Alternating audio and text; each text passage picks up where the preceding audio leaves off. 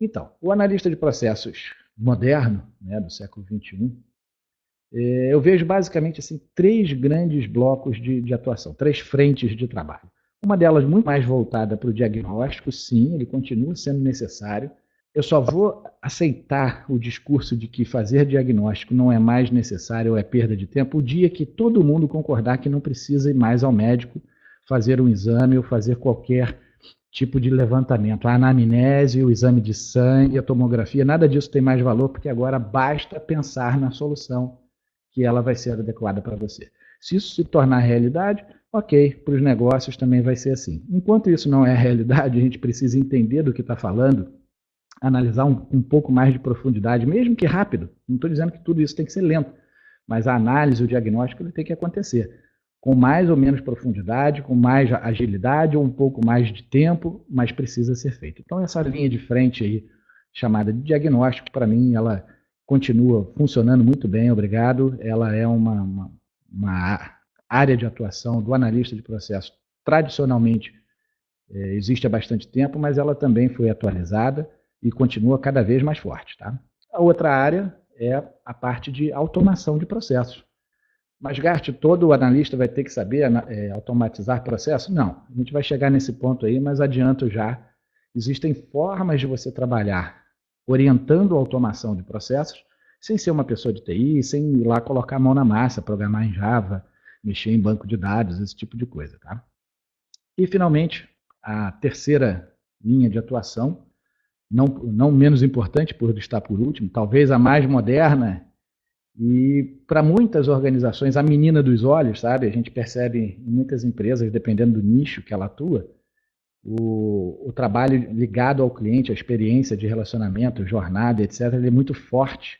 E por isso parece que as outras linhas de atuação elas ficaram meio que perdidas. Mas a gente vai ver aqui até um esqueminha para mostrar que isso não tem problema, dá para resolver. A gente pode começar de uma parte para outra, iniciar numa linha e depois trocar e seguir para outra, isso tudo é configurável. E para facilitar esse entendimento, essa visão, na verdade, né, eu resolvi fazer um pequeno paralelo com trabalhos de arquitetura, ou engenharia, construção em geral. Okay? Então seria mais ou menos o seguinte: enquanto você está fazendo lá o seu diagnóstico, a topografia, trabalhando na estrutura, fundação do imóvel, né, daquela construção, você está atuando na análise e diagnóstico de processos, usando BPMN, o que você precisar fazer ali naquele momento. A partir daquele ponto, o próximo passo, se você não está numa empreitada quase que infeliz de ficar documentando sem fim todos os processos as-is, né, como eles são, provavelmente a boa prática e o seu próximo passo vai ser o de melhoria ou transformação de processos. Melhoria e transformação é um assunto para um webinar sozinho, sabe? A gente tem que falar de impacto, de quem recebe essa mudança, né, melhoria ou a transformação, etc. Mas aqui o seu próximo passo, depois de um as-is, de um diagnóstico, é pensar em melhorar aquilo ali. O quão melhor aquilo vai ficar e o impacto que aquilo vai ter, que no final das contas vai ajudar a definir se você fez uma melhoria incremental ou realmente uma transformação de processo, produto, serviço, negócio, etc. Tá? Então, mas essa fase, essa linha de atuação ali, que também descreve uma fase de um ciclo de vida qualquer ligada à gestão de processos, ficaria ali voltado ao equivalente a uma planta baixa, produção de maquete, pode ser maquete digital, pode ser física, sei lá, de isopor ou no CorelDRAW, sei lá, nem existe mais esse software, mas eu renderizava na época que eu trabalhei um pouco com isso, era uma coisa muito antiga, como é que era, AutoCAD, fazia maquete em 3D design, e eram umas coisas assim do tempo do onça, né? Acho que hoje em dia não precisa mais fazer isso tudo, não.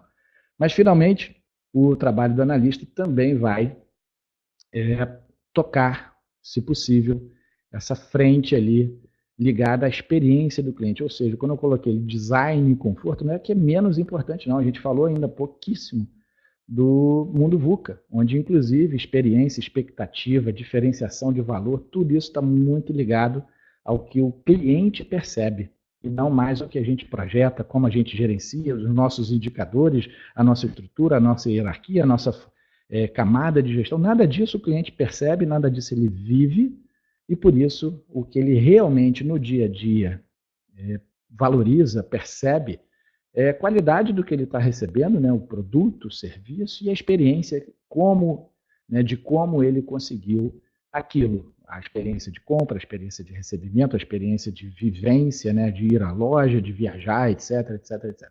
Ou seja, temos aí um caminho que pode começar como tradicionalmente sempre começou, né, da parte de diagnóstico, levantamento, análise dos processos para passar por uma melhoria e, quiçá, um dia essa organização ouse, né, falar de cliente, porque ainda tem muita organização que acha que cliente é quem compra, né, seus produtos apenas. Essa organização, se um dia ousar e avançar nesse conceito, ela também vai falar sobre essa outra vertente, esse prisma, uma perspectiva muito poderosa chamada experiência, foco do cliente, etc. Tá? E também pode acontecer, eu tive a felicidade de navegar nesses dois sentidos, aí, nesses projetos, mas digo que é mais incomum, mais difícil, menos usual, começar da experiência para entrar em processos de automação e diagnóstico ou vice-versa. Pelo fato de que é mais fácil a gente começar, como eu vou mostrar nesse próximo slide aqui, com base em dores. Né? É muito comum uma organização, suas lideranças, elas demandarem o nosso trabalho, tanto como consultor, como funcionário, escritório de processos, o que for, com base na dor diária. Né? A gente sabe que se o negócio já existe, a empresa existe, tem processos, tem até experiência de cliente, talvez, um cliente mal definido, mas ainda com o mapeamento dessa experiência, dessa jornada lá fora. Provavelmente nessas organizações, quem vai puxar o esforço, o movimento de mudança, de transformação ou de melhoria que seja, vai ser uma dor pontual. Isso é tradicional, é comum, é quase que humano, esperável, previsível, que uma demanda que você receba lá relacionada a processos, à organização e os seus produtos, etc., desempenho, elas vêm com o elemento dor como seu principal vetor de realização, ou seja, está incomodando, está doendo numa área, tem alguém que não está feliz com o resultado, aquilo ali gera projeto, gera contratação de pessoas, é assim como eu comecei aqui no nosso webinar, né? Por que estão contratando tanto? O que é que eles esperam? Às vezes é isso. Às vezes o motivo da contratação, do aumento, é o aumento de dor. Aumentei a necessidade desse tipo de profissional na empresa, ou de consultoria para esse trabalho, para esse tipo de trabalho, porque eu estou com mais problemas, pode ser isso também. Às vezes não, esse aqui é o lado mais divertido, mais moderno, amoroso, todo mundo quer falar só sobre isso, que é quando você começa de cima para baixo, com base em desejo, né, com base em ambição organizacional, o positivo top-down, não é um top-down de engula, não é fácil o que eu mando, e sim um top-down de que vamos pensar no negócio, no produto, no serviço, olha que ousadia, vamos pensar primeiro no cliente e na sua experiência, para depois definir tudo o que vai ser feito para aquilo ali virar realidade. Isso é maravilhoso, mas não é ainda, infelizmente, eu digo em vários lugares do mundo, tão comum. Tem empresas revolucionárias no assunto, mas a gente tem que falar da base de empresas existentes. Né? A grande base de empresas, elas vivem com base, né, correndo atrás de apagar incêndio e parar de sentir dor. Mas nós, analistas de processos, precisamos estar preparados para auxiliar, né? Tanto quando a gente está lá no escritório, quando é uma consultoria, um projetinho pequeno que seja.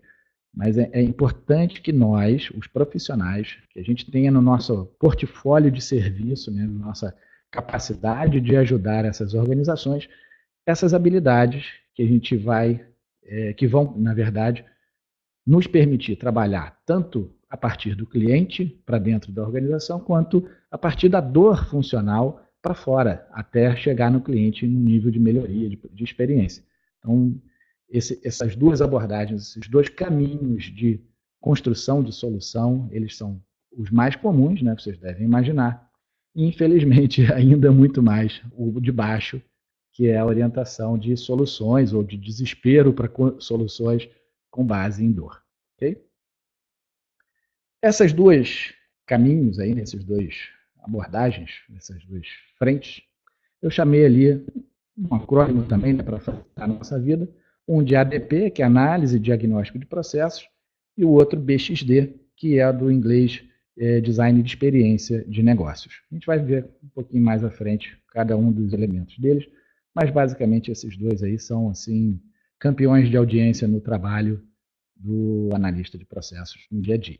Se você estivesse me perguntando agora o que é que o gestor, né, ou o executivo, a pessoa de negócio, o que eles esperam desse novo profissional de processos, estou falando da gente, né, nós profissionais de análise, melhoria, desenho de processo, automação, consultoria, escritório de processo, qualquer pessoa ligada à gestão por processos, BPM, etc., resumindo essa ópera toda de expectativa de pessoas de negócio, ainda temos, elas, claro, foram atualizadas na forma de entrega, na agilidade, métodos muito mais ágeis, sem cair no lugar comum de ágil para tudo, mas sim, temos formas muito mais rápidas, né, mais interativas e iterativas de construir e entregar, sem fazer grandes ciclos de desenvolvimento, de grandes ciclos de levantamento, de documentação para um dia apresentar. Isso tudo é coisa do passado e é um passado recente. Tá? Me lembro de projetos onde até 2009, sem querer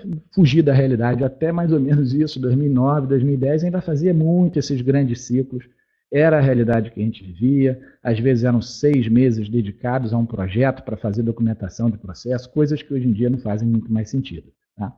Mas essa parte de documentação, levantamento, análise, principalmente uma análise mais impactante, com diagnóstico, com informações realmente relevantes para uma tomada de decisão, isso faz parte ainda e continua muito forte, tá? A diferença é o que você apresenta e como você apresenta, mas que esse trabalho continue existindo, não tenha dúvida, né? Cada vez mais. Outro ponto que aí, esse sim pode ser novidade para muita gente, é a habilidade de um analista de processo, uma pessoa, de repente, que nunca programou na vida, não precisa ser de TI, de estar fazendo agora, nos últimos anos, cada vez mais fácil, projetos que dão o caminho, né, as trilhas e não os trilhos dos processos que um dia podem vir a ser automatizados. Às vezes no dia seguinte, às vezes não, é só um projeto para direcionar um esforço mais adiante, etc.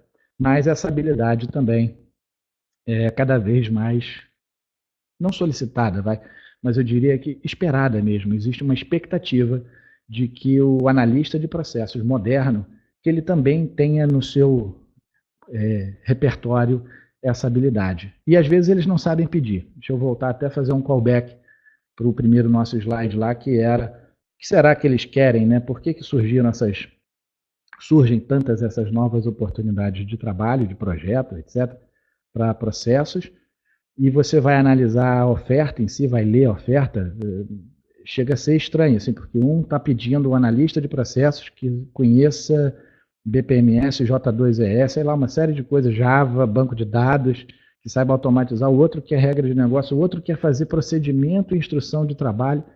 É um universo tão, assim, aberto de possibilidades que falta, de novo, fazendo o nosso meia-culpa aqui, falta a gente instruir também quem pede, quem solicita, quem contrata, de instruir sobre essas possibilidades. Olha, são coisas que são, na evolução do tempo, elas evoluíram para esse tipo de abordagem, elas não continuam mais daquela forma onde a gente passava analista de processos, era analista de requisitos de software, analista de processos era a pessoa que fazia procedimento operacional, POP, instrução de trabalho, ficava documentando um fluxograma em vertical, imprimindo em A4, tudo isso é passado. E é um passado já até longínquo, hein? Vamos falar a verdade, que esse tipo de abordagem já tem pelo menos 20 anos que a gente já não precisa mais fazer. Acontece até hoje? Sim, certamente eu encontro em cada esquina quase essa mesma abordagem, mas já não faz muito mais sentido. Tá? E aí, finalmente, passou ali pelo diagnóstico, já entende um pouco de um direcionamento, um design mais orientado ao uso da tecnologia moderna, esse profissional também deve, né, se envolver com a questão cliente. E aí, o mais louco de falar disso é considerar que a gente tem que convencer as pessoas de que é importante elas entenderem pessoas. Sabe? É uma coisa assim que não parece não fazer sentido, mas é a realidade. A gente se isola tanto nos trabalhos, nas tecnologias. É um mundo que nunca foi tão conectado tecnologicamente falando e tão isolado humanamente falando. Né? Então a gente precisa voltar, resgatar a importância do outro, né, do outro ser humano que está lá do outro lado, né, não do outro aplicativo ou do outro sistema, né? E isso aí nós temos as ferramentas mais adequadas hoje em dia, com mapas de jornada integrada a processos, etc. A gente tem muita ferramenta, muita habilidade para desenvolver, que pode ajudar e facilitar e orientar bastante esses nossos líderes de negócios, gestores, executivos, etc., que precisam da nossa orientação mais moderna, né, mais atualizada para esse mundo VUCA. E assim, meu amigo, toda essa abordagem cíclica, que vem lá desde o nosso antigo e querido PDCA, que até hoje continua orientando boa parte de tudo que a gente faz, essa abordagem nossa, essas áreas de atuação, esses produtos, essas orientações todas que o analista é capaz de fazer, elas também vão acontecer de maneira cíclica, incremental, talvez sim, talvez não. De vez em quando vai dar um salto, de vez em quando vai ficar fazendo melhoria. Sim, o jogo não não é ser, é estar, né? Mais ou menos isso. É uma questão metafísica ali. Você não é assim, você está assim, assim como o processo está assim, ele não é assim, o mercado está assim, ele não é. As coisas mudam o tempo inteiro, então por isso é necessário uma estratégia cíclica de reavaliação das coisas e de vez em quando, nessa reavaliação vai se perceber uma oportunidade que pode dar um salto. Não sei se grande ou pequeno, mas pode sim dar um salto e não mais um mundo tão incremental. Então não escolha uma abordagem vencedora. Todas elas podem trazer bons resultados. Você tem que saber usar.